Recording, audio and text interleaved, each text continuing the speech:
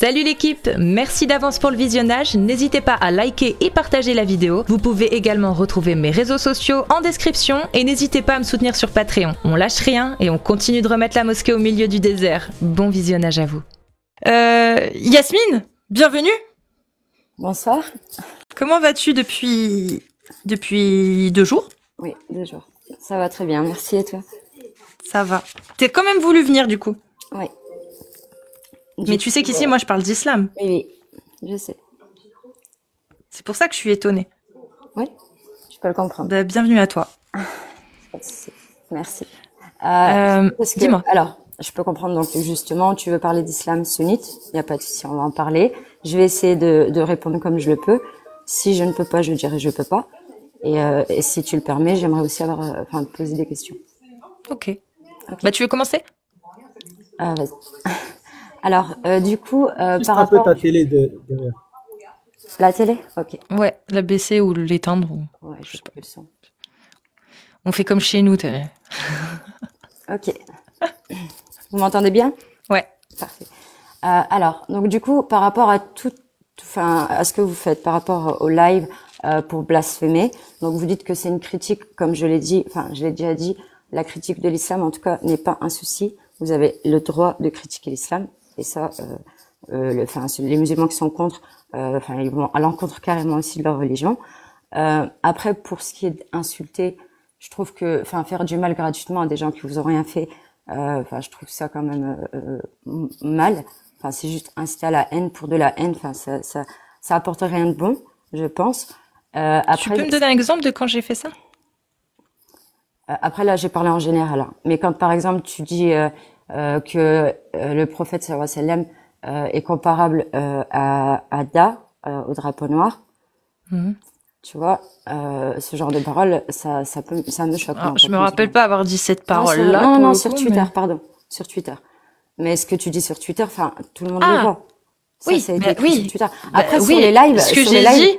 Sur les lives, tu dis plein de choses. Tu peux des fois t'emporter, t'énerver comme certains musulmans et dire des choses en général et dire par exemple, ouais, moi je veux bien que, par exemple, les musulmans, on leur donne un côté de la France et qu'ils dégagent, vivre là-bas avec leur truc du 7e siècle. Non, j'ai pas dit les musulmans. J'ai pas dit les musulmans.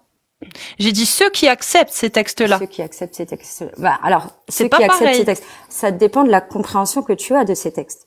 Ceux dont je parle à ce moment-là quand je dis ça sur le live, à savoir, je parle de Adarida, je parle du mariage, des enfants, je parle de la peine de mort sur l'adultère ou sur l'homosexuel. Ceux qui acceptent ces textes-là, ces lois-là, oui, moi je leur propose, venez, on teste, on vous donne une partie de la France, vous appliquez ça, et puis on voit combien reviennent de l'autre côté. Et d'accord. Et on est d'accord que dans tous les cas, en France, les musulmans n'appliquent rien, ça se passe très bien. Puisque l'islam est compatible avec la laïcité. Quel islam? Pardon, je suis désolée, je suis un peu... Quel islam? L'islam sunnite? Ah oui. L'islam sunnite, celui qui dit Men beddel adina fartoulou, il est compatible avec la laïcité. Tu peux, parce que moi je suis berbère. Pardon, excuse-moi. Celui qui quitte l'islam, mettez-le à mort. Alors, on peut parler de ce hadith, tu vois, et c'est ce que je dénonce avec tes lives, parce que tu prends des textes, tu retires le contexte et tu déformes la réalité. C'est quoi le contexte alors? Dis-moi. Alors, le contexte de ce hadith, c'est par rapport au temps où le prophète sallallahu alayhi wa sallam, il y avait des guerres, il y avait des tensions avec les Qurayshites, et certains pouvaient, on va dire, faire semblant de se convertir pour s'approcher de la communauté, et derrière, ensuite, ils apostasiaient pour rejoindre l'ennemi. Donc, c'était accompagné d'une haute trahison. On a un exemple d'un autre hadith où, justement, un musulman, un simple paysan veut quitter l'islam et il demande, je sais pas très bien, en plus avec le stress je perds mes mots, je suis vraiment désolée, mais en tout cas le prophète, ce paysan demande au prophète justement à quitter l'islam, à se libérer de l'allégeance qu'il lui avait donnée, et le prophète avait refusé, mais en aucun cas il lui a dit, il l'a frappé ou quoi que ce soit. Mais il a refusé, le prophète? Alors il a refusé, mais à la fin il l'a laissé partir. Et il a voulu quitter Médine, et il est parti de Médine, et il est parti, et il n'a pas été exécuté. Ensuite, on a aussi la base de l'islam. Mais du coup, est-ce que ce hadith-là que tu viens de citer, il fait foi et loi dans l'islam sunnite? Alors, il n'y a pas que ça. Il y a d'autres arguments, Cassius. Oui, mais est-ce que tu peux déjà répondre à cette question-là? Ce hadith-là, est-ce qu'il fait autorité et loi dans l'islam sunnite, celui que tu as cité là? En fait, certains essaient justement de l'utiliser pour que, justement, ceux qui peuvent appliquer ce genre de loi injuste à partir de ce hadith, effectivement. Et ça, nous aussi, en tant que musulmans, Attends, on le tu dénonce. as parlé de loi injuste. Donc Bah, celle qui c'est dirait une qu'il loi. faut mettre à mort l'apostat. Alors, par rapport, en utilisant ce hadith et pour utiliser le fait que quelqu'un qui apostatise juste comme quelqu'un comme Agnoslim, par exemple, qui veut quitter la religion, il a tout à fait le droit. Et selon et de l'islam, faire ce qu'il il a a fait. le droit. De faire ce qu'il fait là. C'est-à-dire Alors, d'expliquer pourquoi. D'insulter l'islam comme il le fait, enfin, ça, je crois que, qu'il ait le droit ou pas, nous, dans tous les cas, à partir du moment où quelqu'un se moque ou insulte notre religion, il part. Nous, dans la religion, il est juste conseillé de partir et de revenir une fois qu'ils arrêtent. Dans Donc, ta religion. Oui. Oui. Mais dans l'islam sunnite, encore une fois, quand tu vas voir les textes de jurisprudence et Alors. l'avis des ulema, l'ijma, voilà, parlons clair. Sunna wal jama, les gens de la sunna et de l'ijma. C'est ça l'islam sunnite. Donc, Alors, ma question est, est-ce qu'il n'y a pas des savants actuellement, justement, qui sont, qui divergent? dans l'islam sunnite, aucun. Par contre, il y a des réformateurs. Et les réformateurs, dans l'islam sunnite, c'est considéré comme des... J'ai reçu un appel. Non, en fait, le truc, c'est que il y a également des... Dans l'islam sunnite, Yasmine, je te le dis, il y a aucun... J'ai des coupures, j'ai un appel, je me mets juste en mode âge. Vas-y. Mais tu Ouais. m'entends, donc... Non, moi, Il y a- je suis surpris, là. C'est moi aussi. Ah, moi, je suis sur le cul, là. C'est bon. Vraiment. Je suis content, il y a un truc positif. Ah, Je ouais. dis rien. Franchement, je sais pas pourquoi. Yasmine, tu me surprends. Non, il y a pas de souci. Moi, tant que c'est dans le respect, Agno, hein, parce qu'on s'est déjà embrouillé, tant que c'est dans le respect, il y a pas de souci. Ouais, mais Bien. il y a quelques jours, tu t'es remonté chez Ali Baba et t'as mis des cris de singe. Ah oui, oui, parce que Ali Baba, c'est quelqu'un de très, très malhonnête. Et d'ailleurs, tout à l'heure, il était là, c'est dommage que j'ai pas pu le croiser, parce que le mec, il a quand même dit une dinguerie, un mensonge de fou sur l'islam, sur BFM, en direct. Il a dit Et quoi? ça, c'est passé normal.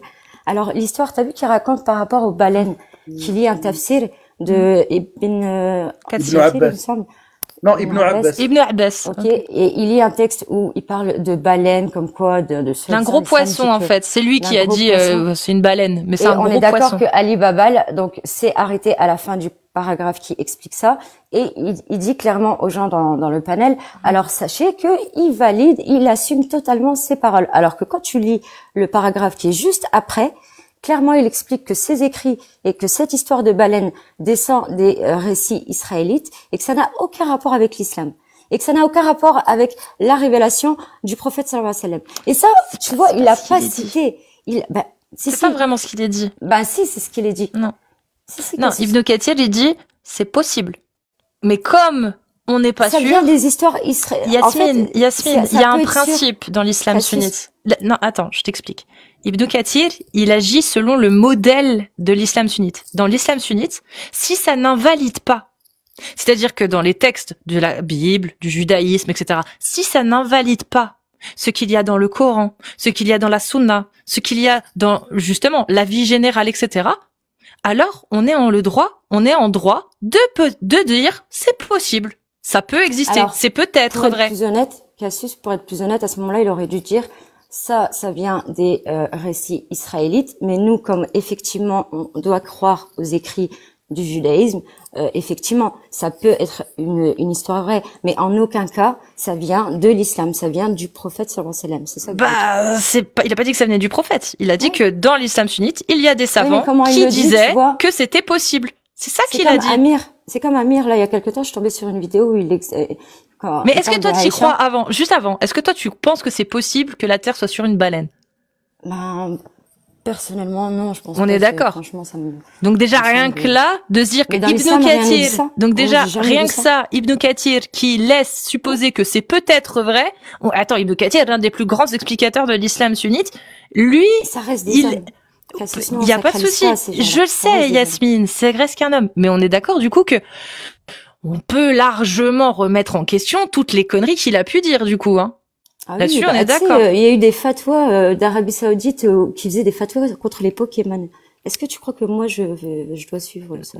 Mais tu fais ce que tu veux. Mais dans l'islam sunnite, il est dit quoi? Dans l'islam sunnite, quand Je tu dis vas pas que lire. chez les musulmans, il n'y a pas des gens qui disent des dingueries, hein. Ça peut arriver, mais ça Non, n'a moi aucun je te rapport parle avec bien l'islam, sûr. en fait. Moi je te parle des savants, les oulémas. Les oulémas comme par exemple Al-Nawawi. Al-Nawawi qui dit que tout ce qui est innovation, c'est-à-dire que tout ce qui va à l'encontre de textes clairs, tu vois, Par exemple, je vais te le lire. Al-Nawawi, dans ses explications des Sahih de Muslim, explication du Muslim 867, si je ne m'abuse, ça doit être celui-là. Les innovations sont toutes blâmables et certaines font sortir de l'islam quand elles contredisent un texte explicite. C'est-à-dire que là, je suis totalement d'accord avec toi, hein, pour la baleine, c'est pas explicite, y a rien, on peut très bien dire que c'est de la merde. Ça, tu as le droit.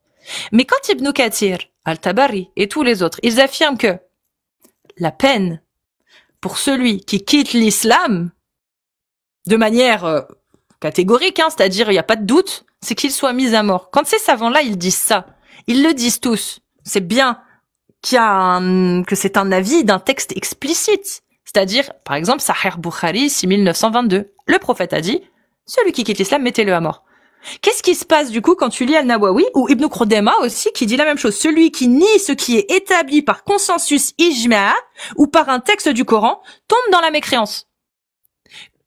Qu'est-ce qui se passe du coup dans l'islam sunnite quand tu sais tout ça? Je vais te citer justement Abdullah Saed, qui est justement un savant contemporain et qui veut justement changer ça, qui explique, donc c'est un universitaire, qui soutient que la peine de mort pour apostasie n'est pas compatible avec les principes coraniques tels que nulle contrainte.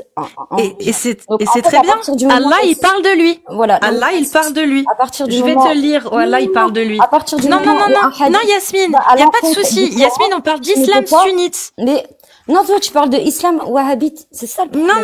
Non, Maliki, Shafi'i, Hanafi. Non. Je suis désolée, Al-Nawawi n'était pas wahhabite, ça n'existe. Une interprétation wahhabite de l'islam et tu fais croire que c'est l'islam. Al-Nawawi n'était pas wahhabite. Al-Qurtubi n'était pas wahhabite. Ibn Khudayma n'était pas wahhabite. Al-Tabari, ça existait même pas le wahhabisme. C'est eux qui l'ont dit pourtant. Maintenant regarde. Allah, il parle de ton savant. Il parle de ton savant, il en parle, tu vois, à la sourate 5 verset 3 par exemple, hein. Et j'en ai un autre après être récité, qui est vraiment très intéressant.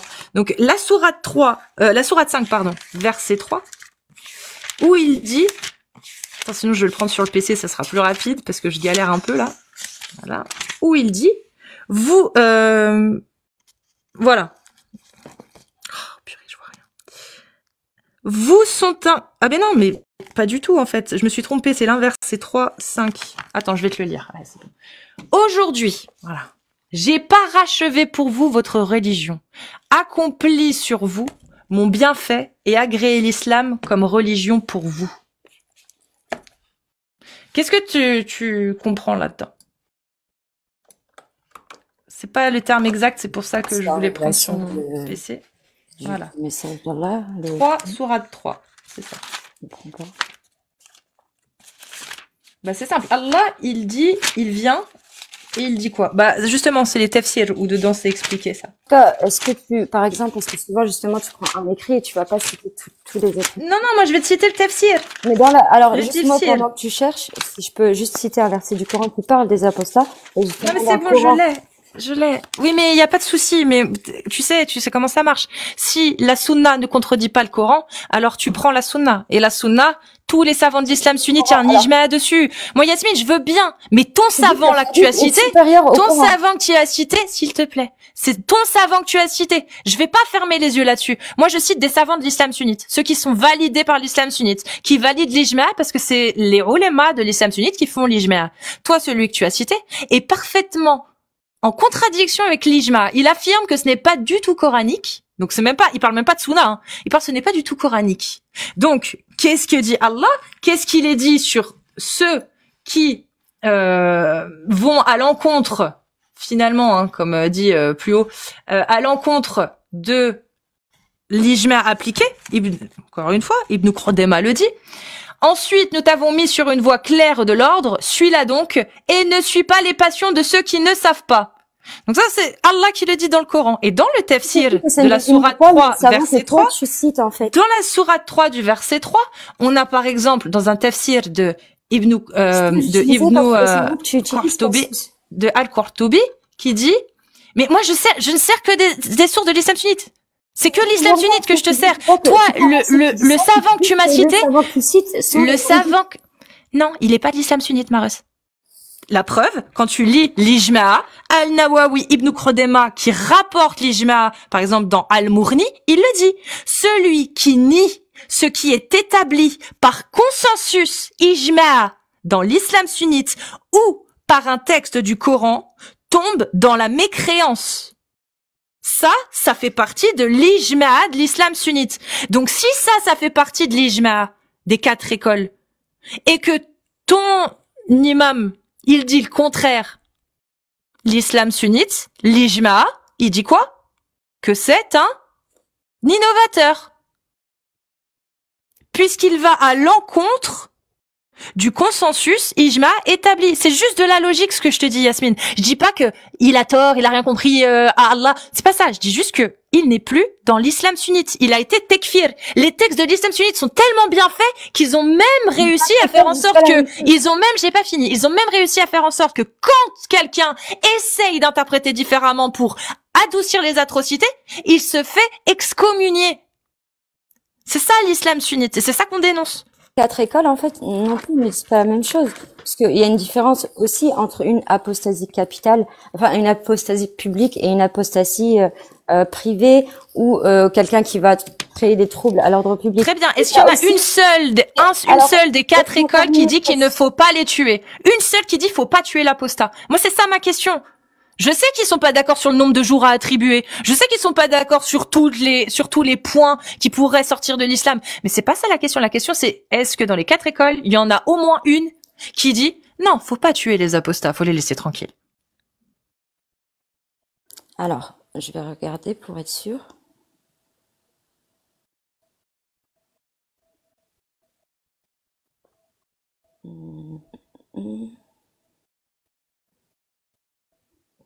Alors, ça dit pas que non, il n'a pas, enfin, non, sur ça, t'as raison, peut-être, mais il y a une distinction, en tout cas, dans les 4 écoles, pour l'apostat privé et, on va dire, apostat avec trahison. Et, alors, par contre, est-ce que maintenant, ce débat sur l'apostasie est quelque chose, on va dire, qui sert à quelque chose? Puisque en France, je vous laisse répondre à cette question. À ce que je sache, il n'y a plus d'apostasie, que ça soit, enfin, même dans les pays musulmans. Aujourd'hui, dites-moi, dans quel pays vous risquez votre vie, s'il vous plaît, Porchka, Mauritanie. Mais t'es pas mauritanien. Pourquoi? C'est juste parce que je suis pas mauritanien que je dois pas me battre pour le droit. Oui, il y aurait bientôt quelqu'un qui est connu. Il s'appelle Mkhaytar, qui va venir dans mon live, et c'était quelqu'un qui a fait objet d'une affaire internationale, qui était accusé d'apostasie, qui a fait déjà un témoignage chez un ami en arabe, et là, vu qu'il est exilé en France, il a failli perdre la vie, et il a passé des années de prison, juste parce qu'il y est plus cru. D'accord. Mais Agno, justement, moi je suis contre ça, tu vois. Et le truc, c'est qu'il faut préciser qu'aujourd'hui, la loi des hommes ne représente pas l'islam. Et qu'aujourd'hui, il y a des gens qui sont injustes, qui par mais bien sûr, injustes, ils salissent notre religion, mais ça veut pas dire que c'est l'islam. Et arrêtez de faire croire que c'est l'islam aussi. La loi des hommes ne représente pas l'islam. Je suis d'accord avec toi. Parce que la loi de l'islam est pire que la loi des hommes. Non. Tu peux pas dire ça parce que même dans le Coran, on a la seule sanction qui est indiquée pour un apostat, si tu veux parler directement sur la base qui est l'islam, qui est le Coran. Là, il y a aucune sanction. La sanction, elle est pas terrestre, elle se trouve dans l'au-delà. Il est précisé, il y a un verset qui dit et que ceux qui avaient la foi, qui ont quitté la foi, puis qui sont revenus et puis qui ont requitté la foi, ceux-là Dieu ne saurait les combattent Allah, à aucun moment il est dit Allah et le prophète Yasmine. Attends, juste avant. Est-ce que c'est marqué qu'il ne faut pas les tuer? Juste pour être sûr. Ça veut rien dire, je suis d'accord. Mais être sûr, est-ce qu'il a dit qu'il ne fallait pas les tuer? Ah oui, dans le Coran, oui. Parce que tu peux me montrer à quel moment c'est marqué qu'il faut pas tuer l'apostat, s'il te plaît? Ben, nulle contrainte en religion. Ah ouais, mais le problème c'est que quand tu lis les tafsirs, tu te rends compte que ce verset-là est abrogé par les versets de l'épée sur At-Tawbah. Dieu, il dit que, si vous voulez, vous pouvez créer qu'une seule communauté et que personne ne doit forcer quelqu'un ça ne change pas, ça ne change rien. Est-ce que Allah dit qu'il ne faut pas tuer l'apostat? C'est pas la question. Ben oui, dans une logique. Non, oui. ça tu l'interprètes comme tu veux. Ça c'est toi qui l'interprètes. Moi je te demande, est-ce qu'il y a un texte explicite dans le Coran où Allah dit il ne faut pas tuer l'apostat? Parce que là, mais dans ce cas-là, oui. Comment ça, c'est abrogé nul contrainte en religion? Parce que dans ce cas-là, je t'expliquerai après la notion d'abroger, abrogeant, si tu veux. Parce que dans ce cas-là, s'il n'y a pas de texte explicite dans le Coran qui dit il ne faut pas tuer l'apostat, alors la sunna qui dit men beteladina fartoulou, à savoir il faut mettre à mort l'apostat, il invalide pas le Coran. Allah, il n'a juste dit que pour les apostats, un châtiment terrible leur sera réservé en enfer. Il a jamais parlé que ici-bas, fallait rien leur faire. Il l'a pas dit. Dans la sunna, le prophète, il dit quoi? Il faut les tuer. Si la sunna invalide le Coran, on ne prend pas la sunna. Or, si tous les savants de l'islam sunnite prennent les hadiths qui disent men beddeladina fartolo, c'est que il y en a aucune dans l'islam sunnite. Il y a des divergences. Il y a plein de savants qui sont contre ça. Il y en a aucune. Pas dans l'islam sunnite. Ce sont des réformateurs. Non. Ce sont des réformateurs selon l'islam sunnite. Ce sont des innovateurs. Selon l'islam sunnite, ce sont des innovateurs. Ils peuvent faire croire ce qu'ils veulent. Ils peuvent même croire qu'ils sont chiites ou sunnites ou je m'en fous. Dans les faits, dans la méthodologie de l'islam sunnite, dans la définition même et dans les textes établis, dans la jurisprudence, des 4 grands madhab, ils sont considérés comme innovateurs. Ça, c'est dans la charia, selon les 4 grands madhab que je te dis. Je te ne dis pas que ce sont des mauvais musulmans. Je te dis juste que ces gens-là, dans l'islam sunnite, ils sont tekfir. Ils ne représentent aucune autorité. Ils n'ont aucune pression, aucun moyen de faire changer la loi dans la charia, dans les ouvrages de jurisprudence. Parce que si c'était le cas, ce serait changé. Si c'était le cas, on ne trouverait plus d'ouvrages de jurisprudence encore étudiés aujourd'hui et enseignés aujourd'hui, où c'est marqué, dans tous d'ailleurs, au chapitre des apostats, il faut les mettre à mort. Si c'était vrai, Yasmine, si ce que tu dis est vrai, s'ils étaient musulmans sunnites et qu'il y avait vraiment divergence, on n'aurait plus ça dans les livres de jurisprudence des 4 écoles. Ça n'existerait plus. Si on ne l'a pas, c'est que l'ijma, il est encore valable. Et que c'est pas parce qu'il y a quelques innovateurs qui sont pas contents et pas d'accord que l'islam sunnite remet en question le fait qu'il faille tuer l'apostat. Ça, c'est l'islam sunnite. Les innovateurs et les réformateurs, ils font ce qu'ils veulent. Moi, si ça permet justement qu'on applique plus ce genre de loi, ça me va. Mais moi, c'est pas mon sujet.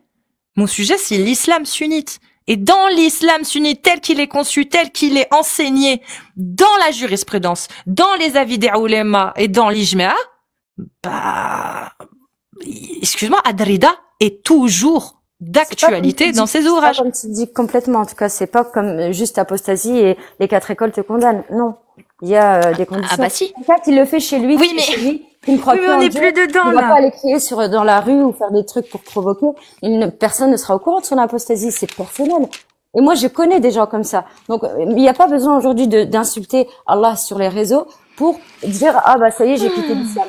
Non, il y en a pas mal qui effectivement ne croient pas en l'islam, mais ils se comportent bien avec leur famille, ça se passe très bien. Mais du coup, tu prends quand même les tafsirs ou pas, ou tu les prends pas?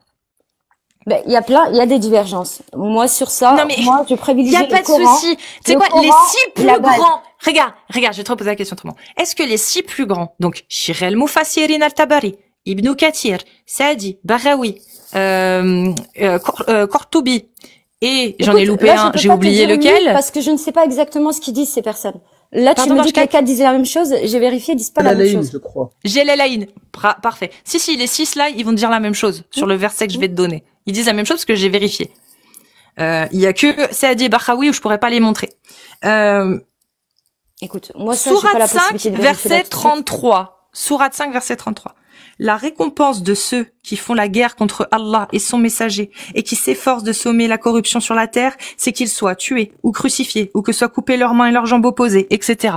D'accord. Dans les tafsirs de ce verset-là, tu sais ce qui est considéré dans tout ça comme étant un combat contre Allah et son messager, un truc que tu retrouves dans les 6. Mécroire fait partie de la lutte contre Allah. Les 6, ils le disent. Et dans certains de ces tafsirs, ils vont t'expliquer que l'apostat est concerné. Parce que je ne croirais jamais les informations qui sont dites ici. La plupart des choses que vous avez pu dire, j'ai été vérifiée souvent. Soit il manquait des informations, soit vous transformez les mots. Donc je ne peux pas. Je te dis honnêtement, sans manquer de respect, sans manquer de respect. Donne un seul exemple, Yasmine, parce que ce que tu dis là, je suis désolée, mais va falloir que tu le prouves. Il y a quoi? Qu'est-ce que t'es allé vérifier et que t'as vu qui était faux, qu'on n'avait pas tout dit? Vas-y. Un seul. Déjà, j'ai sorti le truc d'Ali Babal. Tu vois, déjà, ça, c'est un exemple. C'est pas moi. Vas-y, un seul que j'ai dit, moi. Après, faut que je m'en rappelle. J'ai vu tellement de choses, là, que. Ouais, mais tu peux pas en citer, C'est compliqué. Là, je peux pas. Mais tu peux pas en citer. Là, ça me vient pas tout de suite. Et justement, ça m'énerve parce que ça va me venir à un moment où peut-être je serai plus là. Alors, attends, je réfléchis. En tout cas, moi, ce que je peux remarquer, Yasmine, y a pas de souci. Je veux bien te croire que tu fasses une vérification. Mais la question, c'est comment est-ce que tu vérifies? C'est par quelle méthodologie tu vérifies? Je vérifie les avis et souvent en fait il y a des avis contradictoires et des avis divergents. D'accord. Et souvent vous mettez en place, en avant celui qui dit ce qu'il faut pas, mais c'est lui qui dit la vérité pour vous. Et même par rapport à ça, cette méthodologie. Il y a un truc qui m'a marqué vraiment, j'arrive pas à oublier, c'est que quand je t'ai dit que Aïcha jouait avec ses poupées, c'est quoi que tu m'avais répondu? Je t'ai dit non, elle fabriquait les poupées apparemment. Ça c'était une masterclass. Mais tu sais, je connais des filles elles ont la vingtaine, elles ont des nounours. Est-ce que tu te moques des filles qui ont 20 ans, qui ont des nounours, qui dorment avec des nounours? Parce que pour toi c'est des petites filles. Non, mais Cassus a un nounours. C'est qu'elle a un nounours. Ouais, j'en ai plein. C'est juste que dans l'islam sunnite, les représentations de poupées sont interdites aux filles qui Cassis, on peut venir sur aux filles qui ont atteint la puberté. Et je vais donner un exemple. Aïcha, si elle joue avec des poupées. Ouais. Alors que l'islam sunnite interdit justement les poupées. Elle fabriquait des poupées. On va revenir, c'est intéressant. Parce que justement, tu viens de me demander un exemple des moments où vous pouvez déformer des versets ou des hadiths. Et là, tu vois, ça m'est venu. Bon, t'étais là, mais c'est pas toi qui l'as dit, c'est Amir. Et t'as validé, dans tous les cas. Vous parliez d'Aïcha. Et pour prouver, justement, le fait que c'était une petite fille, vous avez utilisé un hadith qui parle des anges, qui explique qu'apparemment elles redeviennent vierges, et elle a commenté en disant aïe aïe aïe, en gros, si en gros... Qui a utilisé ça pour prouver qu'elle était petite? Amir. En disant le fait qu'elle a dit aïe aïe aïe, ça veut dire qu'en gros elle était petite. C'est parce qu'elle a tellement eu mal que en fait c'est parce que c'était une petite fille. Vous vous rappelez? Et me dites pas que non, je l'ai pas inventé. Non, je te jure, je m'en souviens pas. Parce que honnêtement, il y a un hadith. C'est le hadith d'ailleurs. C'est le hadith d'ailleurs. Oui, je connais, mais c'est le hadith d'ailleurs que j'ai entendu justement. C'est le hadith d'ailleurs que les musulmans, les savants de l'islam sunnite utilisent pour dire qu'ils ne savaient pas, ils ne peuvent pas prétendre qu'Aïcha était pubère ou pas. C'est le hadith justement où je finis. Le hadith qui est utilisé par les savants eux-mêmes pour dire on ne sait pas, on ne peut pas affirmer si elle était pubère ou pas au moment de la consommation, c'est le hadith où il est question des poupées que Agnoslim a cité. C'est celui où même Bukhari, dans ses Sahih, c'est expliqué par Darussalam et par Bukhari lui-même, que, à l'époque, les poupées étaient interdites aux jeunes filles qui avaient passé la puberté. Et donc, à cause de ce hadith, on ne peut pas savoir réellement si elle était pubère ou pas, parce qu'il y a des avis qui disent que c'était peut-être une autorisation qui lui a été donnée juste à elle, mais peut-être pas. Ils ne savent pas. Donc ils ne savent pas si elle était pubère ou pas, et tu sais quoi? Ça ne les dérange pas. Parce que dans l'islam sunnite, sourate 65, j'ai bientôt fini, je te jure. Ça ne les dérange pas et ça ne les intéresse pas, les ulémas, parce qu'ils le disent eux-mêmes. Sourate 65, verset 4, Allah autorise d'épouser, de consommer et de divorcer des jeunes filles qui sont impubères, qui n'ont pas encore leurs règles. C'est autorisé. Venir sur ça aussi, y a pas de souci. Alors, déjà, premier point, par rapport au fait d'avoir mal au premier rapport. En tant que femme, je pense que tu es au courant que le premier rapport peut être très douloureux, que tu l'es à 20, à 30 ou à 40 ans. Donc, de faire croire que parce que elle a dit que le premier rapport est douloureux veut dire qu'elle est petite, c'est totalement malhonnête et trompeur. Donc, bref, en tout cas, tu l'as pas dit. En tout cas, là, tu l'as pas validé, t'as pas parlé de ça. parler d'autre chose, ce qui me rassure. Je pense que tu as compris là où je voulais en venir. Ensuite, par rapport au verset qui dit qu'on peut épouser des prépubères, est-ce que tu comprends le principe dans le sens où on peut contracter un contrat de mariage et vivre avec le mari et le consommer le mariage que des fois plusieurs années après? Et je peux te dire que par exemple aujourd'hui, ça se fait encore. Aujourd'hui, ça se fait encore. Aujourd'hui, par exemple, on a des personnes qui vont faire le mariage religieux, ils restent, par exemple, chez leurs parents, et ensuite, quand ils font la mairie, là, ils vont vivre ensemble et consommer le mariage. Ça permet aussi, justement, de faire connaissance et de connaître la personne. Dans l'islam. Oui, mais est-ce que, la question c'est est-ce que le mari, une fois que la femme, donc, le nikah, est établi et que la femme vient dans son foyer, est-ce que le mari a le droit de la consommer ou pas? C'est ça la question. Est-ce qu'il a le droit? Il a le droit à partir du moment où elle atteint une maturité, qu'elle a le droit, enfin qu'elle donne son consentement. Non. Ça c'est les conditions. Ça, ce que tu essaies de me citer là, c'est les conditions pour qu'il y ait une nikah. Donc remise dans le domicile. Et c'est même pas les bonnes conditions. Mais moi je te parle pas de ça. Une fois que le nikah est validé, donc on estime que la jeune fille est suffisamment mûre et apte et ce que tu veux pour rejoindre le foyer de son mari.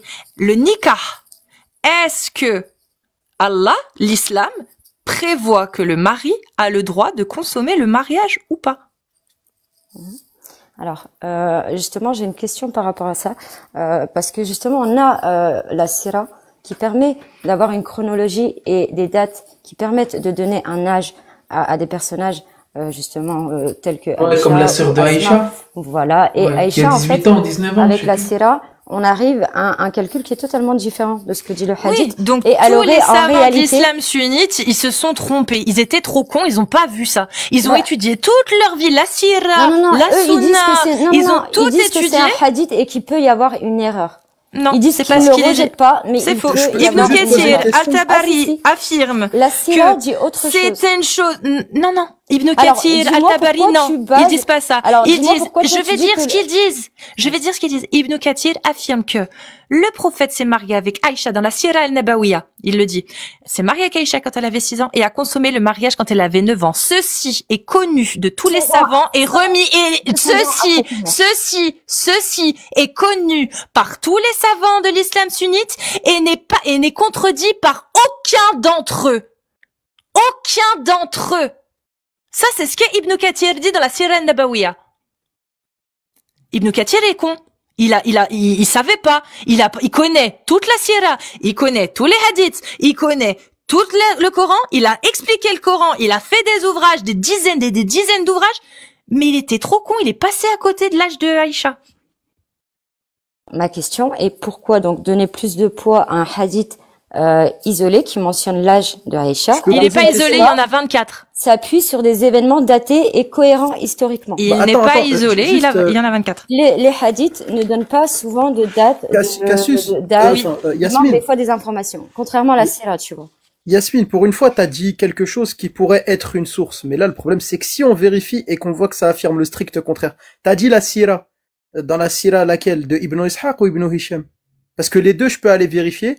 Et si je vois qu'il y a écrit entre 6 et 9 ans, on fait comment? Et qu'il n'y a pas ce problème-là dont tu parles d'incohérence avec l'âge de Asma et qu'on voit que l'unanimité des savants qui l'ont compris, ils comprennent 6 et 9 ans. Si là, par exemple, je vais aller vérifier là tout de suite sur la sira de Ibn Ishaq ou la sira de Ibn Hisham et que je vois qu'il y a écrit entre 6 et 9 ans, on fait comment? Parce que ça, c'est ce que t'as affirmé la sira. Mais par rapport aux dates, si je vérifie et que je trouve 6 et 9 ans, ça voudrait dire quoi? Qui avait 10 ans de plus qu'elle, la logique. Oui, mais si je vérifie et que je vois, il n'y a pas ça. Parce que toi, je pense que tu l'as pas vérifié. 19 ans. Bah si, j'ai vérifié. Ah vas-y, tu sais quoi? Tu as affirmé ça, est-ce que tu peux nous sortir la preuve? Vas-y, attends, je vérifier.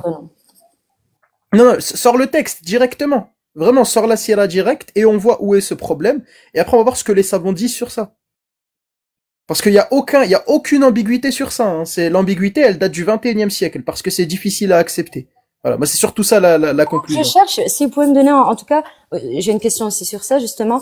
Qu'est-ce que ça changerait pour vous si Aïcha avait 18 ans, s'il vous plaît? Et pendant ce temps-là, je cherche. Rien du tout. Je te le dis honnêtement, moi ça changerait rien, moi je m'en fous. Moi ce qui m'intéresse, C'est de savoir, moi ce qui m'intéresse, c'est de savoir comment aujourd'hui la jurisprudence de l'islam sunnite, l'autorité religieuse de l'islam sunnite, qu'est-ce qu'il valide? Et jusqu'à preuve du contraire, même si Aïcha elle avait 18 ans, la sourate 65, le verset 4, la sourate 33, le verset 49, stipule que il est interdit d'imposer une période de viduité à vos épouses quand vous les divorcez avant d'avoir consommé le mariage. Donc, c'est-à-dire que si tu divorces une de tes épouses avant d'avoir consommé le mariage, Allah interdit de lui imposer une période de viduité. Donc, je finis. Non, t'as pas compris. Je répète. Allah dit, lorsque vous contractez un mariage avec une croyante et que vous divorcez d'avec elle avant de l'avoir consommé, vous n'avez pas le droit d'imposer une période de viduité. Ça, c'est Allah qui le dit. Donc, si tu divorces d'une femme sans avoir couché avec elle, tu n'as pas le droit de lui imposer de période de viduité. Ça, c'est Allah qui le dit. Consensus, ijma, établi par tout le monde. Ça, ce verset-là n'est interprété par personne comme étant autre chose. 33-49. Verset 33-49. Allah interdit explicitement d'imposer une période d'attente à une femme que vous n'avez pas consommée. Ça, c'est clair. Sourate 65, verset 4. Lorsque vous divorcez, si vous avez des doutes à la période d'attente à appliquer à vos femmes qui n'ont pas de règles, n'ont pas encore de règles, ce sera 3 mois. Ça veut dire quoi? Ça veut dire que si tu divorces d'une fille, si tu divorces... Et tu me parles je m'en fous de Aïcha. Je te parle de Coran. Non, tu t'en parles dans le Coran. Allah, dans le Coran. Il n'y a pas besoin d'Aïcha, écoute. Bon, bah, je te mute. C'est bon. Je comprends la dissonance. C'est pas grave. Il n'y a pas besoin d'Aïcha. Aïcha peut avoir 80 ans. Il n'y en a pas besoin. Le Coran lui-même est explicite. Selon tous les tafsirs, il est interdit d'imposer une période d'attente à une épouse que tu divorces si tu n'as pas consommé, si tu ne l'as pas gardé. Or, Allah, il donne d'autres précisions. Et il dit, quand vous avez consommé le mariage et que vous hésitez sur le nombre de mois attribués à la femme que vous divorcez, ce sera 3 mois sur celle qui n'a plus de règles et sur celle qui n'en a pas encore. Donc, ça veut dire quoi? Ça veut dire que tu as le droit de te marier, de consommer et de divorcer une fille qui n'a pas encore eu ses règles et de lui imposer une période de 3 mois. C'est ça qu'il est dit. Et ça, il n'y a pas besoin d'Aïcha. Aïcha, on s'en fout. Il n'y a même pas besoin d'Aïcha. Il y a juste besoin d'aller lire les tafsirs. Il y a juste besoin d'aller lire ce qu'il est dit sur la sourate 33, verset 49 et sur la sourate 65, verset 4. C'est tout. Il y a même pas besoin d'Aïcha. Aïcha, je te dis, elle pourrait avoir 32 ans, je m'en fous. Ça change rien. Dans le Coran, il y a ça. Oui, Cassius, juste un conseil, juste pour pas être plus t'énerver, dès qu'elle revient, pose-lui juste la question, qu'est-ce que c'est qu'une période de viduité, tu vas savoir si elle t'a écouté ou pas. Tu reviens, Yasmine, essaye d'avoir déjà la définition de période de viduité, qu'on est en train de définir depuis tout à l'heure, et après, on se mettra d'accord sur la définition, enfin sur de quoi on parle depuis tout à l'heure.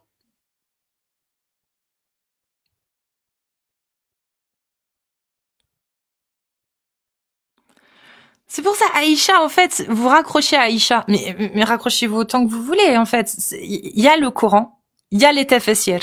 Donc, soit vous voulez interpréter le Coran comme vous voulez, et libre à vous. Mais dans ce cas-là, ne venez pas dire que vous êtes musulman sunnite et que vous voulez défendre l'islam sunnite, parce que vous ne défendez plus l'islam sunnite à ce compte-là. Vous validez ce que je dis, à savoir qu'il faut surtout pas suivre l'islam sunnite. L'islam sunnite qui dit que faut suivre les tafsirs, et que les tafsirs sont très clairs. Il n'y a même pas besoin d'Aïcha.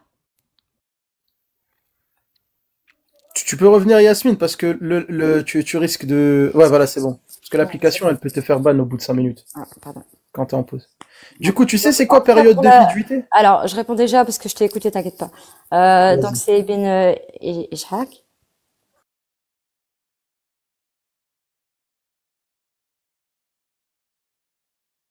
Merde, pardon. Donc Ibn Ishaq pour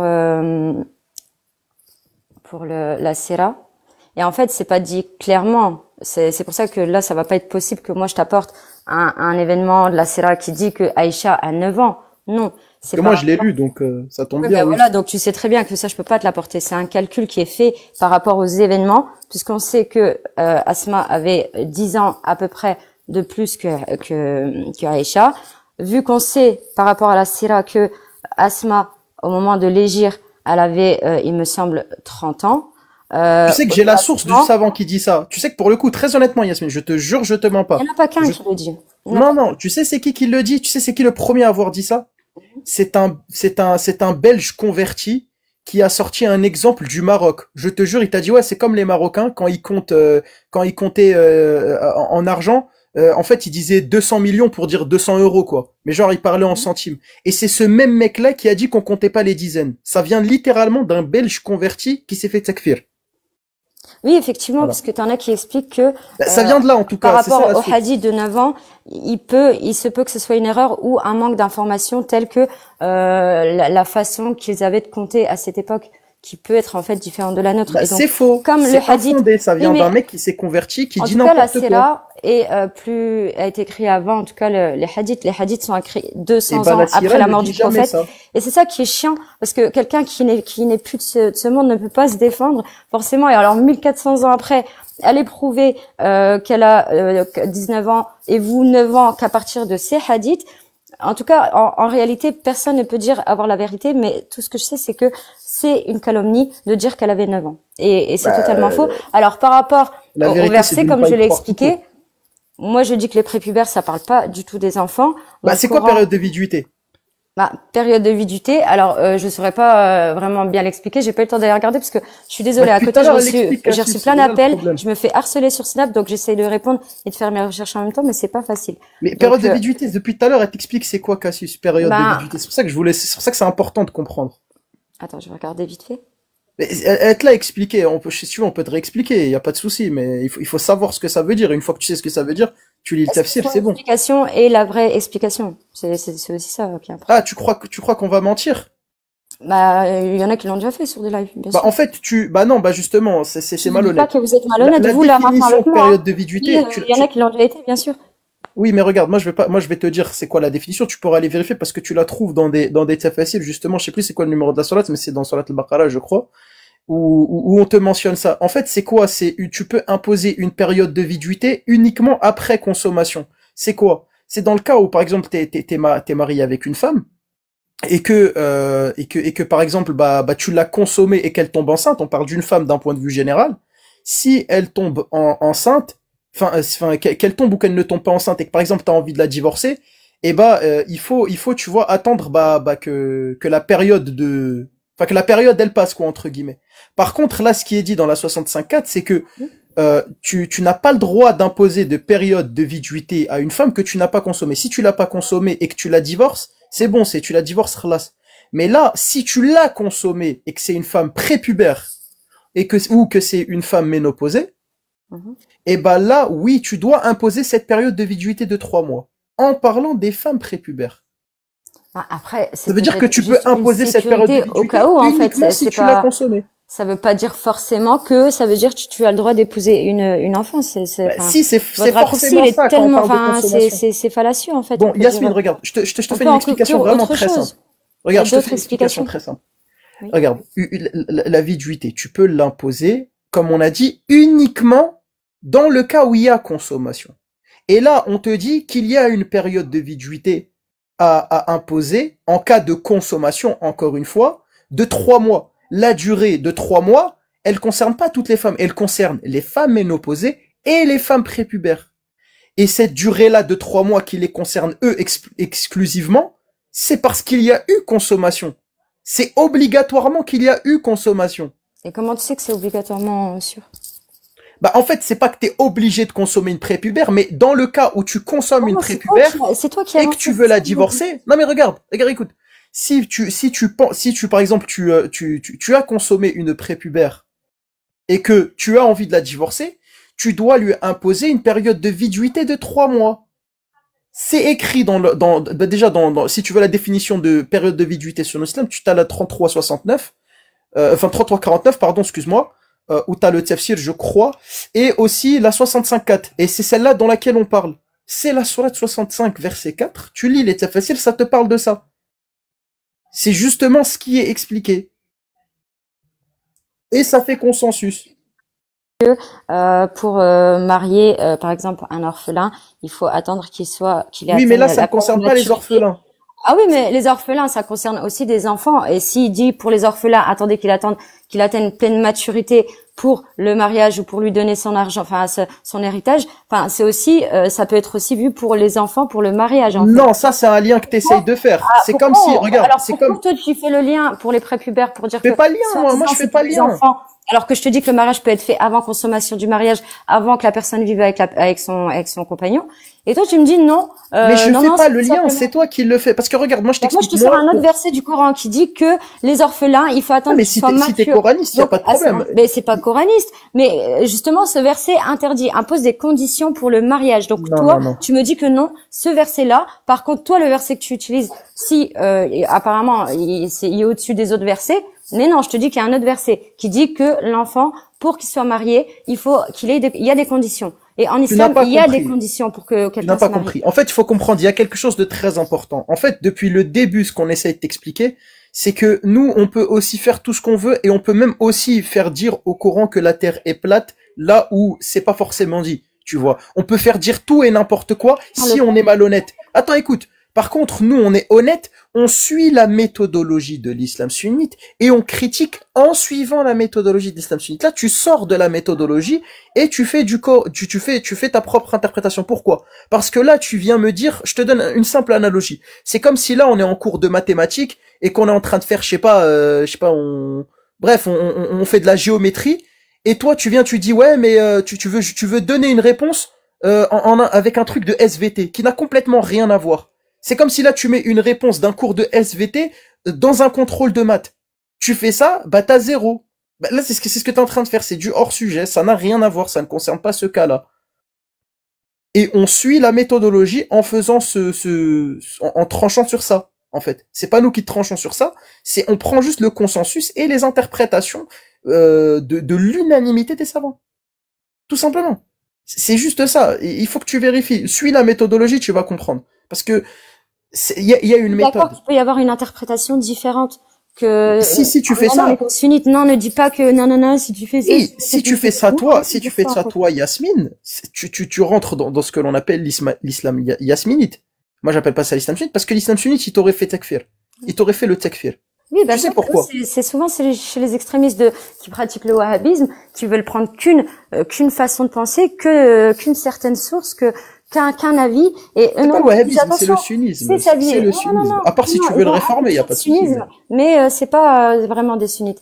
Et c'est de cet islam qu'en réalité vous parlez tout le temps et vous collez ça à tous les sunnites, alors que beaucoup de sunnites dénoncent aussi le wahhabisme. Et ça, c'est malhonnête. Et non, je suis pas d'accord. L'Arabie Saoudite. En fait, c'est quoi? Vas-y, tu sais quoi, ça veut dire quoi, sunnite? C'est quoi sunnite? Très puissant c'est comme le sionisme, hein. C'est quelque chose qui s'est infiltré un peu partout, que ce soit dans les pays musulmans, pour imposer leur façon de penser à eux, leur fatwa à eux. Et c'est dégueulasse quand même de faire croire que c'est cet islam-là qui gouverne tous les musulmans sunnites, alors que non. Beaucoup de sunnites sont... c'est quoi le wahhabisme? Vas-y, je te pose la question rapidement, juste ne prolonge pas trop, mais je sais que t'as pas la réponse. Donc je sais qu'on va pas aller sur un débat sur ça. C'est quoi le wahhabisme? Le wahhabisme, voilà, c'est ceux qui pratiquent vraiment on va dire la mouvance de Ibn Abdel Wahhab. C'est vraiment un islam rigoriste qui va faire un peu comme vous, retirer le contexte des écrits, alors que tous les écrits, il y a un contexte. Tu peux pas retirer le contexte d'un texte parce que ça ne veut plus rien dire. Et donc voilà, ils font un peu comme vous et puis ils font n'importe quoi. Alors, eux, ils font comme si ils étaient. Alors ils sont comme le prophète. Alors comme s'ils allaient sortir un Coran. C'est l'héritage de Ibn Taymiyyah, c'est l'héritage de l'islam sunnite authentique. C'est l'héritage de la salafie. Alors il y en a qui diront qu'Ibn Taymiyyah il était contre c'est des salafistes, c'est des wahhabites aussi, tu vois. Bah des salafs, voilà. Enfin, ils se prénomment salaf, mais vas-y, salaf, ça veut dire quoi, s'il te plaît? Salaf, ça veut dire salaf, c'est quoi? C'est ceux qui ça veut dire suivre le prophète Allah. C'est ça. Non, c'est suivre Allah, le prophète et les pieux prédécesseurs. C'est quoi un salaf? Les compagnons. Un salaf, c'est quoi? On vient de t'expliquer. C'est ceux qui suivent Allah, le prophète et les pieux prédécesseurs, c'est-à-dire les compagnons. Non, c'est pas ça. Les salafs, vas-y, dis-nous, c'est quoi? Après, c'est toi qui tu étais salaf. Non, mais c'était autant du prophète, c'était ceux de la deuxième et troisième on a beaucoup de après le patience, prophète, Yasmine. Yasmine, arrête de nous expliquer c'est quoi salaf. Salaf, j'y étais, donc je sais ce que c'est salaf. Donc arrête de tordre les trucs, le contexte, le blabla, le machin. C'est bien gentil, tu t'es un petit peu quand même assagi, etc. Agno, je te demande la définition d'un salaf, si tu as, par exemple, si tu as honte du sens littéral de tes mots, des phrases dans le Coran ou des phrases qui sont dans les hadiths, bah en fait, si on va toujours tordre les trucs, bah à quoi nous servent les hadiths alors? Le hadith qui nous dit celui qui change sa religion, bah en fait pragmatisez-le. Le hadith qui dit que Aïcha avait 6 ans et que le prophète l'a consommé quand elle avait 9 ans. À quoi sert tout ça? À quoi sert des versets dans le Coran? À quoi sert le Coran en entier? À quoi sert? Faire dire tout et n'importe quoi au Coran et au hadith. C'est pour ça que c'est malhonnête de venir avec un écrit. Donc si je peux lui faire, si je peux faire dire à Allah, si je peux faire dire à Allah ce que je veux, à quoi il sert ce Coran? Non, bah surtout dans le sens où tu veux le salir. Et effectivement, ces gens-là, en tout cas. À quoi il sert alors si je veux pas le salir? À quoi il sert? Quoi il sert? C'est l'homme qui est injuste, c'est par là en fait. J'ai pas dit si c'est qui est injuste. J'ai dit à quoi il sert le Coran. Mais le Coran, il révèle plein de vérités en fait. Justement, c'est le dernier message d'Allah pour l'humanité en fait. D'accord. Je ferai quoi avec ce message-là? Vas-y, dis-moi, c'est quoi ce message-là? C'est toute l'explication de l'humanité, de l'existence, du pourquoi, du comment. Du coup, en 2025, cette explication-là, quoi ça va me servir? À comprendre où tu vas et savoir d'où tu viens. D'accord. Du coup, le fait de lire le Coran, en fait, c'est mieux que la science. Il y a beaucoup de science dans le Coran, tu sais très bien. Ah bah non, c'est toi qui sais pas. Par exemple, les fourmis. Comment le prophète sallallahu alayhi wa sallam a pu écrire un verset qui parle d'un prophète qui dit ce que les fourmis ont dit, puisqu'il avait le pouvoir de comprendre les animaux. Donc, à travers ce verset, on comprend que les animaux communiquent, et la science l'a confirmé que plusieurs siècles après. Non. Tu sais ce qui s'est passé hier? J'ai discuté avec une fourmi, elle m'a dit tout ce qu'il a dit dans le Coran, en fait, c'était pas vrai. Mais ça, tu rigoles. Parce que j'arrive à discuter avec elle. Ça, c'est pour te moquer. C'est pas un truc sérieux. Moi, je te parle d'un livre religieux qui a été écrit au 7e siècle par quelqu'un qui était dans le désert, qui se déplaçait en dromadaire et qui a pu écrire un verset c'est lui qui l'a écrit en pour plus. Parler de l'histoire. C'est un Bédouin du 7e siècle. Juste pour corriger, parce que bon, là, tu dis un truc, Yasmine, permets-moi. Mais selon la Sierra, il montait sur un âne. Sur un âne. Ouais. Doul. Sur un âne. Et du coup, vous pensez que les musulmans, ils devraient circuler en âne aujourd'hui? Pour faire comme non. Ce qui est écrit dans les hadiths, je sais pas. Non, parce que c'est pas une obligation. C'est pas imposé. C'est pas une obligation. Alors que Ad-Rida, c'est imposé. Les 4 écoles, ça va, ils l'ont pas imposé. Du coup, s'il avait imposé les écoles, on devrait circuler en âne. Ce serait bien stupide, hein. On est d'accord. Ouais, t'as vu. Mais oui, effectivement, tu viens de tout résumer. Et tu sais quoi? Je vais aller jusque là. Tu sais, l'imprimerie, quand elle a existé, quand elle a été inventée, pendant 400 ans, c'est ça? 400 ou 500 ans, Agnostim? L'islam sunnite l'a interdit en disant que c'était une invention de mécréants et que c'était interdit pendant plus de 600 ans. Il y a beaucoup de choses, hein, même l'imprimerie, ouais. 600 ans. C'était pas plutôt 200, 300 ans? Non, c'était plus. Moi aussi, je pensais que c'était 200, 300 ans, mais la dernière fois, Amir Agnostim, ils en ont parlé, c'était plus apparemment. Donc, mais même 200, 300 ans, ça fait déjà beaucoup dans tous les cas. Même 100 ans. T'imagines, pendant 100 ans, alors qu'à l'imprimerie, tous les peuples qui, eux, utilisent l'imprimerie, ils ont 100 ans d'avance là-dessus, et que, à cause de l'islam sunnite et des savants et de leur interprétation et de l'ijma', ils l'ont interdit à tous les musulmans pendant 100 ans. C'est énorme quand même. Tu trouves pas que Allah, en fait, c'est une non-preuve de prophétie. C'est une preuve de non-existence d'Allah. Pourquoi Allah n'a pas attendu juste les 500 ans là pour attendre qu'il y ait l'imprimerie là, que les humains inventent l'imprimerie pour qu'ils puissent transmettre un livre? Au moins là, il y aura pas de chèvre qui va manger un verset. Il y aura pas de. Attends, j'ai pas fini, Yasmine. Il y aura pas de Il y aura juste l'imprimerie tel numéro. On t'entend pas, Cassius. T'as le. Ah, papa. Ok. Du coup, en fait, il aurait dû juste attendre 500 ans.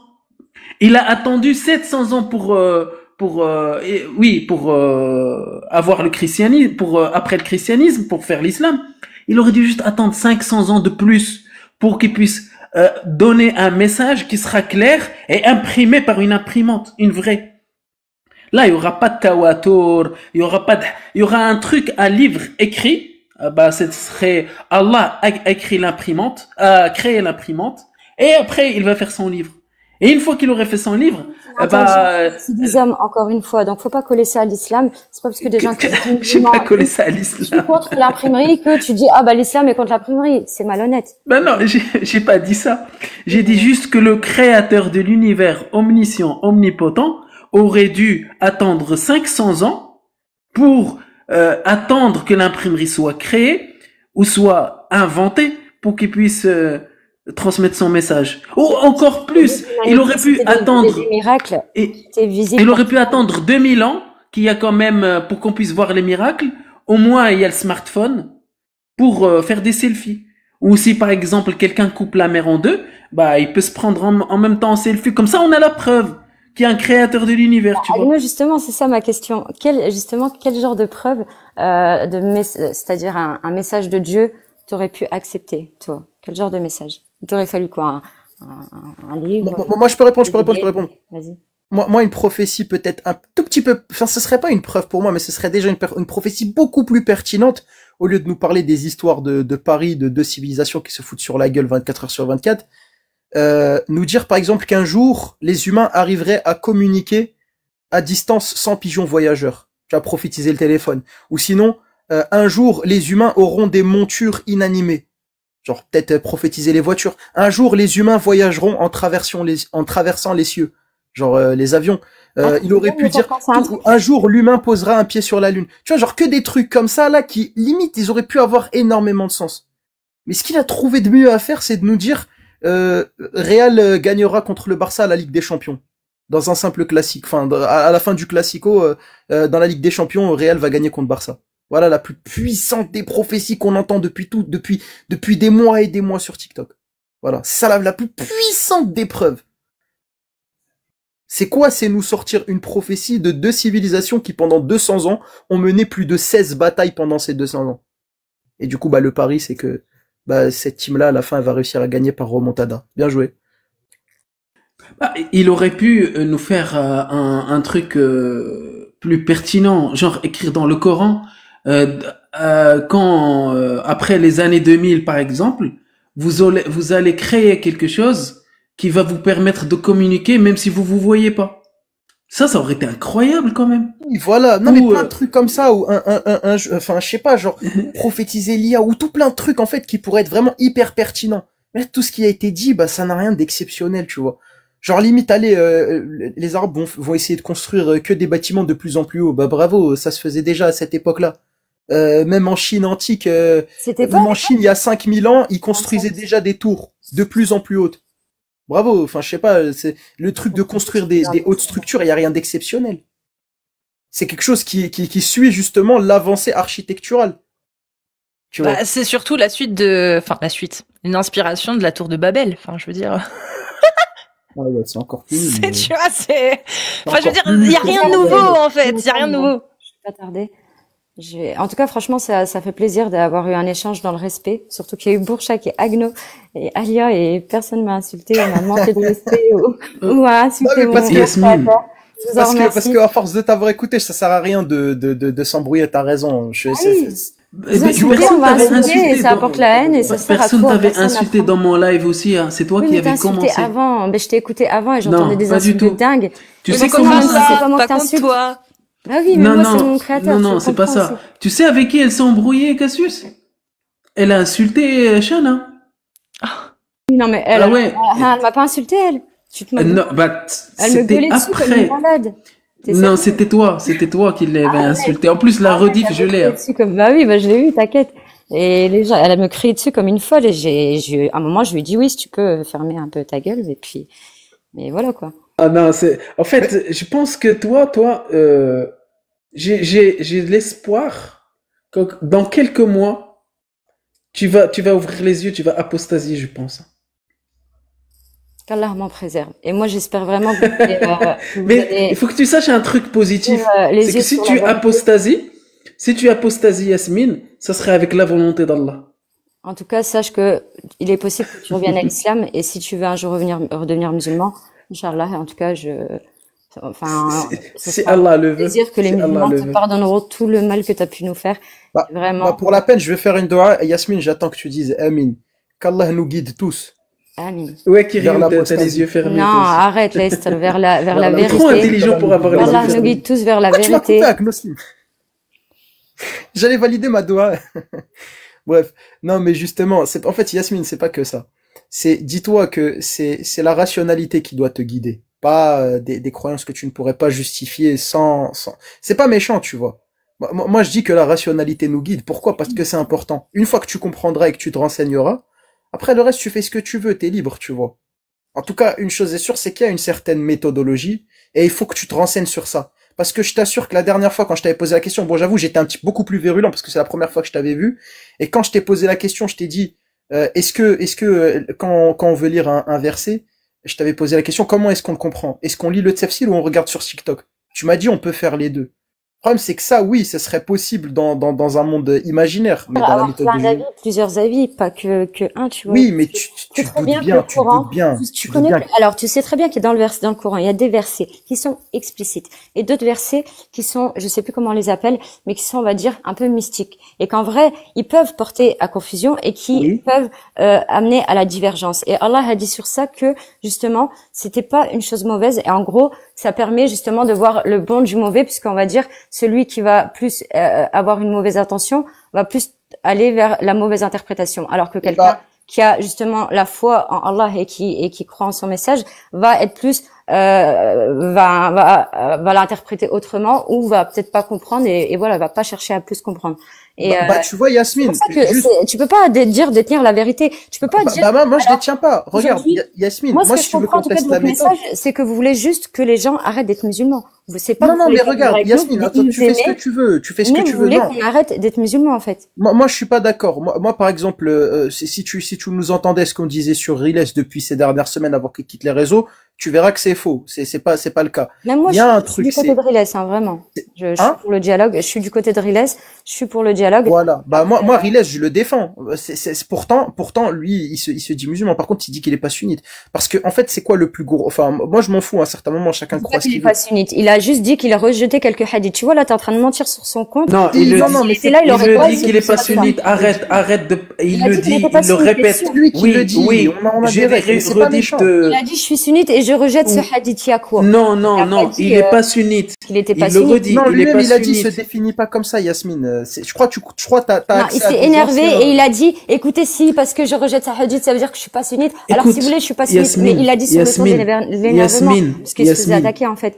Soyez pas. J'ai des rediffs sur mon YouTube. Qui datent de bien avant quand je montais avec lui.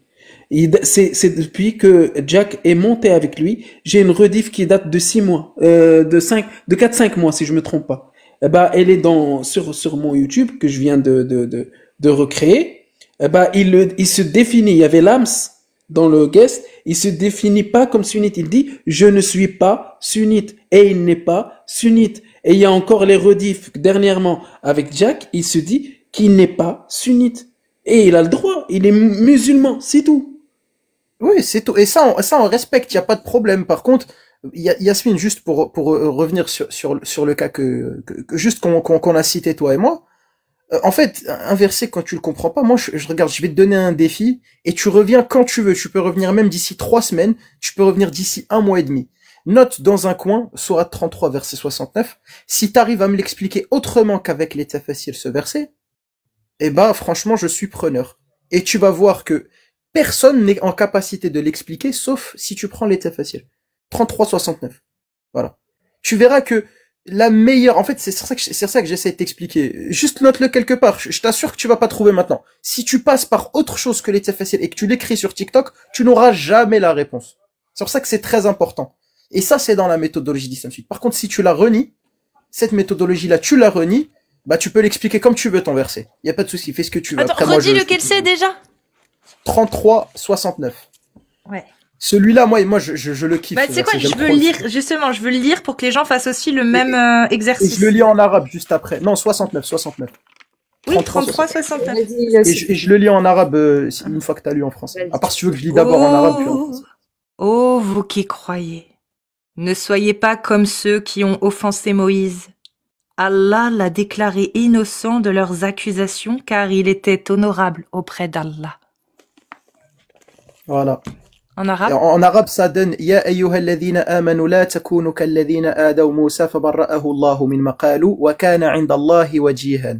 Et ça veut dire ce que ça veut dire, ce qu'elle vient de traduire Cassius. Et ce verset, je vous le dis, il fait référence à quoi? Vas-y Yasmine, je te dis, il fait référence à quoi?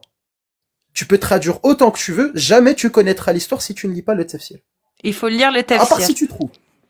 Et si tu trouves, sans le tafsir, franchement, félicitations. Mais voilà. En tout cas, moi, ça, c'est mon défi et j'aime beaucoup. Même ça, c'est même pour les coranistes, en général. Bah, j'en ai un autre mode défi dans le même genre. Mais moi, il est facile. Enfin, il est facile. Non, impossible à expliquer. Impossible à expliquer si tu lis pas les tafsirs. Mais, enfin, si tu lis pas la sunna. Déjà, tout court. Et les tafsirs. Mais au final, c'est les fibres. Toute la sourate, les fibres. Comment déjà? Les fibres. Que périssent, voilà, Al-Masad. Que périssent les deux mains d'Abu Lahab et que lui-même périsse. Sa fortune ne lui sert à rien, ni ce qu'il a acquis.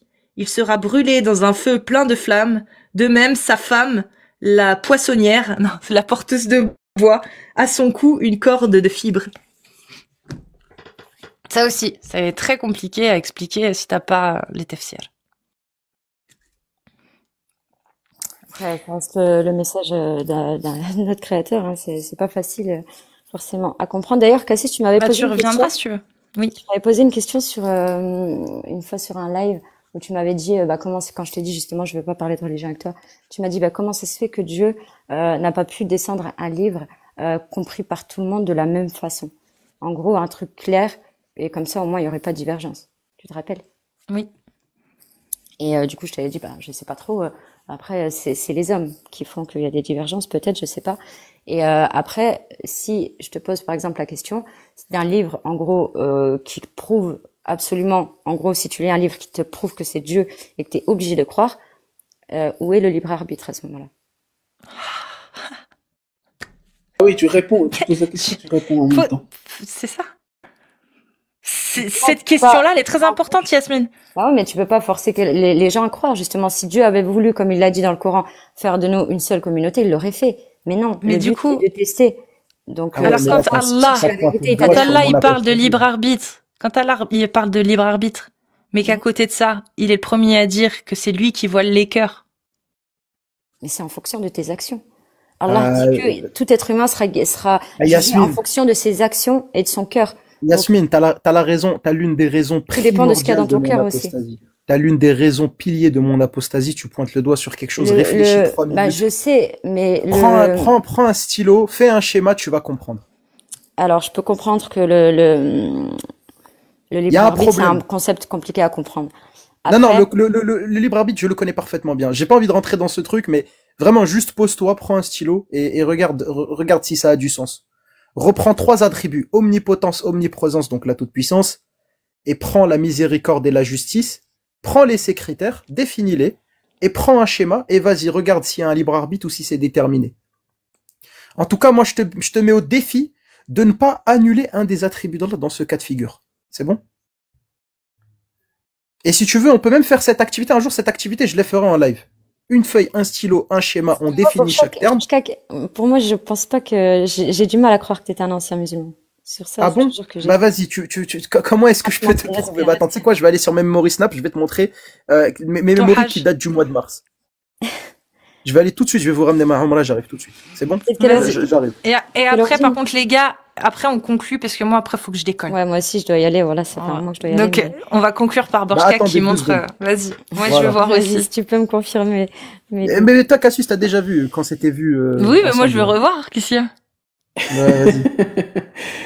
En fait, dommage, on peut pas montrer de vidéo. J'aurais bien aimé montrer les vidéos de moi qui faisais carrément mon tawaf en mars. Parce qu'il y en a, je pense, vous me prenez pour un mytho, bah, y a pas de souci. Et il y a un verset qui m'intrigue. c'est pas qui m'intrigue, c'est un verset qui peut être utile et j'ai jamais entendu quelqu'un en parler. C'est le verset, il dit, certes Allah détient la connaissance de l'heure, c'est-à-dire le jour de la résurrection. Il y a que Allah qui sait ça. Et en fait, il rajoute dans ce verset-là, c'est Allah qui fait descendre de la pluie. Je sais pas pourquoi il a parlé de ça. La pluie et le jour de la résurrection. Et après, il dit quoi? Il n'y a que Allah qui sait ce qu'il y a dans les matrices. C'est quoi les matrices? C'est le pluriel de utérus. C'est ce qui se trouve dans le ventre d'une femme enceinte, c'est-à-dire un bébé. Et du coup, Allah, il se trompe vraiment là ou pas? Parce que ce n'est pas le seul qui sait ce qui se trouve dans les matrices, dans le sens où Allah, là ce qu'il te dit, c'est qu'il sait si c'est un bébé mâle ou un bébé femelle. Voilà la preuve. Mars 2025, de mes memories Snap. Et si vous voulez, si je clique sur une vidéo, voilà. Bon, je peux pas mettre de vidéo, j'aurais bien aimé, vous aurez vu mon tawaf. Parce que même moi aussi, je marchais en même temps, j'avais filmé, donc voilà.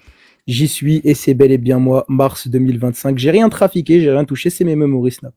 Voilà. En mars. Et toi, t'es de quelle origine? En mars, Borchka, qu'il était à la Mecque en tant que musulman sunnite, quoi. Voilà.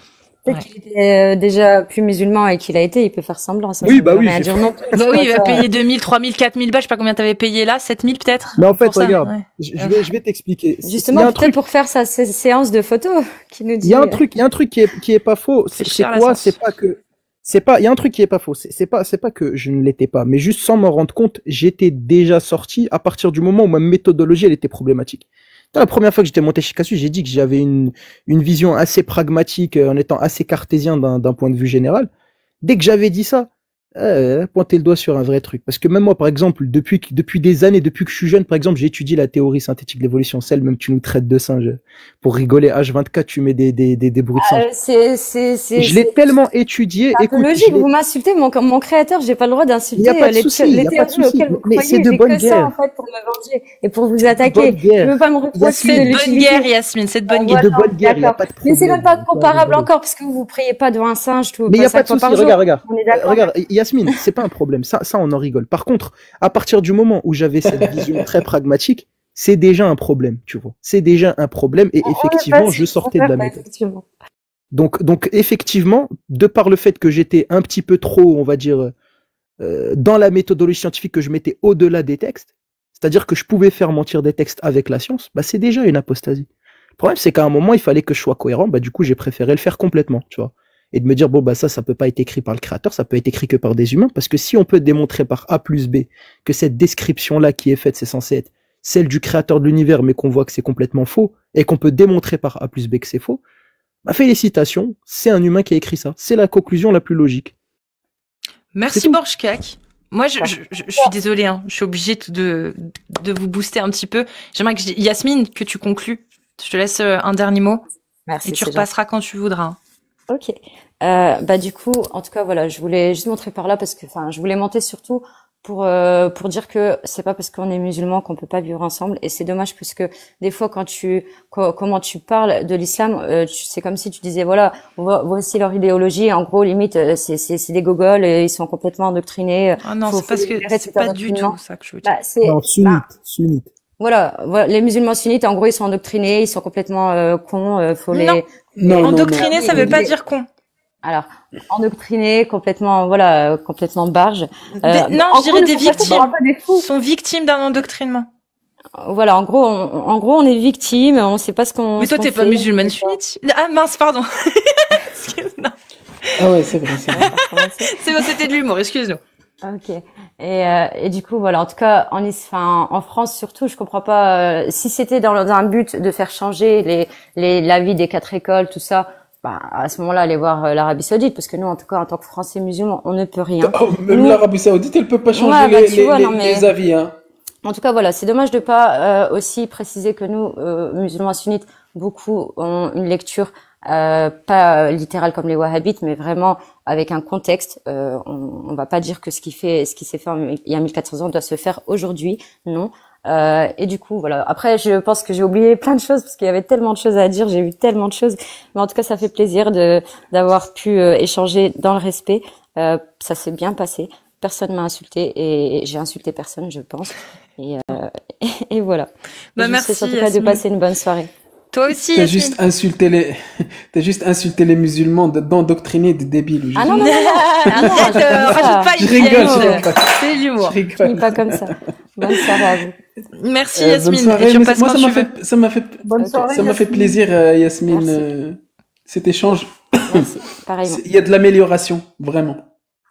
Et ça fait plaisir. Moi, j'allais juste dire que Allah, il prétendait dans le Coran qu'il savait, qu'il connaissait le sexe d'un bébé. Il a juste pas attendu l'échographie. Donc voilà. Merci en tout cas Yasmine. Merci Agnoslim. C'était ton dernier mot pour ce soir ou t'en as un autre à dire quand même? YouTube, j'ai mis une première partie de la rediffusion d'hier. Complète, pas complète, la première partie, elle dure à peu près 2 heures. Et si vous voulez aussi, j'ai le lien de mon Discord, du groupe, non, c'est serveur Discord. Si vous voulez avoir des débats, même le Discord de Cassius, il est super. Parfois je fais un tour. On a des membres en commun, donc. Ouais. Ah bah ouais. Et c'est des membres qui viennent de ton Discord qui m'ont aidé à faire mon serveur. Je suis très contente. Vraiment, ça fait plaisir. Ça fait plaisir. L'entraide, quand on se tacle pas tous comme des connards, c'est bien, même si on n'est pas tous d'accord. Exact. Merci Agno. Borjkak. Voilà. Ouais, j'ai pas grand chose à dire à part bientôt. Enfin, je sais pas si je vais bientôt reprendre les lives à fond. Je connais pas encore le rythme, mon emploi du temps il est encore instable. En tout cas, merci pour l'accueil, c'était super sympa. Courage à tous ceux justement qui font la critique et qui montrent leur tête. On est ensemble, sachez-le. Et autre chose, je voulais dire quoi? Je voulais dire pour Islamator, son compte il a sauté, il a un nouveau compte, n'hésitez pas à aller vous abonner. Je fais une petite pub comme ça gratuite parce que quand même il fait du très bon travail. Très bon taf. Et n'hésitez pas à aller vous abonner à Islamator. Mets un commentaire Islamator et voilà, allez vous abonner parce que son ancien compte il a sauté. Donc voilà, c'est juste ça que je voulais dire. Et puis voilà. Il est peut-être plus là, c'est possible. Je sais pas. Bref, vous tapez Islamator. Voilà, vous trouverez Islamator. Voilà. Parce que son compte il a sauté. Voilà, c'est tout ce que j'avais à dire. Merci beaucoup. Merci Borjkak. Alia. Oui, oh là, j'ai tellement de choses à dire. Non, je déconne. Je vais pas prendre 5 minutes. Moi, déjà, j'ai fait un micro-trottoir le 15 après l'audience, comme tu le sais. Donc, j'ai sorti des petits extraits de 40 secondes du petit micro-trottoir. Assez sympathique, C'était trop drôle, surtout quand j'ai dit aux musulmans, ici, on n'est pas sur TikTok, je peux pas le muter. Parce qu'il parlait trop. Monsieur, paf, vous êtes mute. Non mais j'ai dit chute. Mais non, il continuait. Mais mort de rire, même lui il a rigolé quoi. Je dis ici on n'est pas sur TikTok, je peux pas le muter là. Normal. Mais c'était génial. Donc j'ai publié sur X, sur mes 2 comptes TikTok et sur YouTube l'extrait de 40 secondes du micro-trottoir qui est en préparation pour un petit montage sympa et ensuite à mettre en ligne. Faut que je repartage ça sur X alors. Tu l'as mis sur X? Ouais, je l'ai mis sur X, j'ai osé. Allez go, on va repartager ça sur X, comme ça vous pourrez vous abonner directement au TikTok, au X pardon de Alia et voir. Ouais, parce que franchement j'ai pas fait cartonner mon X, j'ai été laxiste. Ah mais si, d'accord, c'est ça, mais si tu me l'as envoyé, oui. J'ai repartagé. Ouais. C'est juste que comme c'était marqué cagnotte de soutien et tout, je me suis dit ça doit être une vidéo sur la cagnotte. Mais non, en fait, ok. Pas du tout. Mais c'est bon. Je l'ai repartagé. Parfait. Voilà. Et en même temps, je rappelle que les procédures sont en cours. Il y en a une qui a eu lieu et l'autre qui a lieu à Albi le 20 novembre. Et à cet effet, pour les frais d'avocat, j'ai partagé une cagnotte qui s'appelle Participe, que j'ai partagée partout sur toutes mes publications YouTube, TikTok et X. Et merci à vous pour le soutien parce que, comme je le dis toujours, ce n'est pas mon procès, c'est notre procès. C'est ça, c'est notre procès. Eh ben merci à vous tous en tout cas. Oui. Donc, moi, je veux juste... Juste un truc, excuse-moi, Gnassim, juste je finis.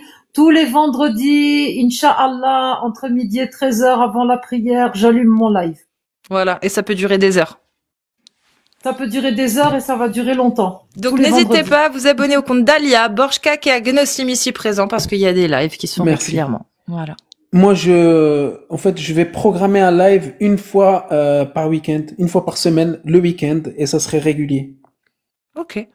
Et t'en auras d'autres de temps en temps, mais il y en aura un qui sera fixe et d'autres de temps en temps, c'est ça? Oui, fixe. Oui, parfait. Exactement. Voilà. Donc, fixe, on va se mettre d'accord, on va sortir les calendriers, Gnassim. C'est ça. Par contre, vendredi ou samedi ou dimanche, ça, je peux pas dire, mais un des 3 jours. Ok. Et je vais voir pour YouTube aussi. Je vais voir pour YouTube, mais j'y pense. Donc, des petits lives YouTube, pourquoi pas. Et bah, avec des petites personnalités comme Ased qui va venir bientôt. Talout Talout, il est déjà venu. Ah bah voilà, bah parfait. Bah oui, Talout est déjà venu, mais vu que Talout il a une population qui parle, qui est arabophone, Marocain qui m'a dirigé. Mais par contre, Ased, celui avec qui vous avez fait le React dernièrement, avec Talal, ils avaient en fait une discussion par rapport aux femmes, le droit des femmes, etc., la liberté du culte. Avec Talal, tu te rappelles pas, Cassius, sur YouTube? Si. Quand ils ont eu un débat avec sur le plateau TV. Voilà. Oui, Bah en fait, Ased, il vient de créer un TikTok. Il est en live en plus et du coup, je suis en train d'organiser un échange avec lui en français. Ouais. Ce qui fait que ça serait peut-être pour les libertés individuelles ou liberté de culte, les droits des femmes. C'est quelqu'un qui fait partie de l'organisation des droits de l'homme et qui habite au Maroc. Oui. Qui critique la religion, mais à sa façon. Oui. Et ça serait intéressant d'avoir un échange avec lui. Je suis d'accord. Ouais. Tu nous préviendras pour venir dire quand tu feras ça? Oui. Oui, je l'ai dit à Riham aussi si elle est intéressée parce que ça sera plus orienté un petit peu religion et plus politique. Politique, ouais. Donc, ouais. Voilà. Eh ben, merci à vous trois. Merci à tous ceux qui nous ont rejoints. Je dois y aller, Alia. J'avais pas fini, ma chérie. Je te jure, j'avais pas fini. Vas-y. Je voulais juste te dire que je vais faire un micro-trottoir par mois. Voilà. Un micro-trottoir par mois. Je me suis équipée un petit peu. Un tout petit chouïa, on m'a aidé. Et donc, du coup, avec les moyens du bord, mon téléphone, je vais aller au casse-pipe faire des micro-trottoirs. C'est trop important. Ouais. J'ai pas envie de raser les murs, Cassius. Moi non plus. Pour ça, j'en prépare, mais laisse tomber. On devait en faire un là, le 6-9. Et quand, on devait en faire un, on en avait prévu un bien avant, et on s'est dit, quand on a su qu'il y avait le 6-9 la marche, on dit bon, le micro-trottoir, on le fera un autre jour. Tu vois, dès qu'on a été au courant, c'est-à-dire même pas une semaine avant, on a dit non, c'est bon, hein, on le fera un autre jour, hein, le micro-trottoir. Alors, ouais, mais bon, tant pis. Mais en tout cas, merci à vous et merci pour ce que vous faites. Merci pour tout le travail que vous faites, que ce soit vous ici ou même dans les commentaires. J'ai vu, il y avait Shana, j'ai vu il y a plein de gens qui sont passés. Et merci aussi à tous ceux qui soutiennent, tous ceux qui font que, on est encore là et qu'on garde le cap, en fait, parce que vous savez, c'est très dur sur plein de points. Des fois, c'est dur. Voilà. Et vous êtes là et c'est grâce à vous qu'on garde le cap et qu'on ne plie pas et qu'on ne se met pas justement à fuir entre guillemets notre objectif principal, à savoir parler d'islam sunnite, parler des idéologies de ce genre-là en tout cas. Et merci à vous tous. Vous nous permettez Amir, de garder le cap. Amir, tu nous manques.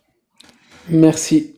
Des bisous à tous. Cassius, prenez soin de vous. Amir, merci beaucoup. Merci. Amir, tu nous manques. Tu nous manques, Amir. Prenez soin de nous. Nous manques déjà, Amir. C'est tabou de dire ça entre Marocains. Je sais pas. Vaut mieux lui dire, t'es pas un homme, il comprend. Non, je suis désolée, mais mince. Je coupe. Pas un homme. Oh non, allez. Ils sont trop mignons avec Amir dans le chat. Merci à tous. Je vous embrasse fort. Twitch, je vous prends 2 secondes le temps de faire un raid, mais je dois vite y aller. Je vous embrasse tous très fort. Merci encore. Allez, salut. Prenez soin de vous et à dimanche soir sur mon live sur YouTube. Des bisous à tous. Merci.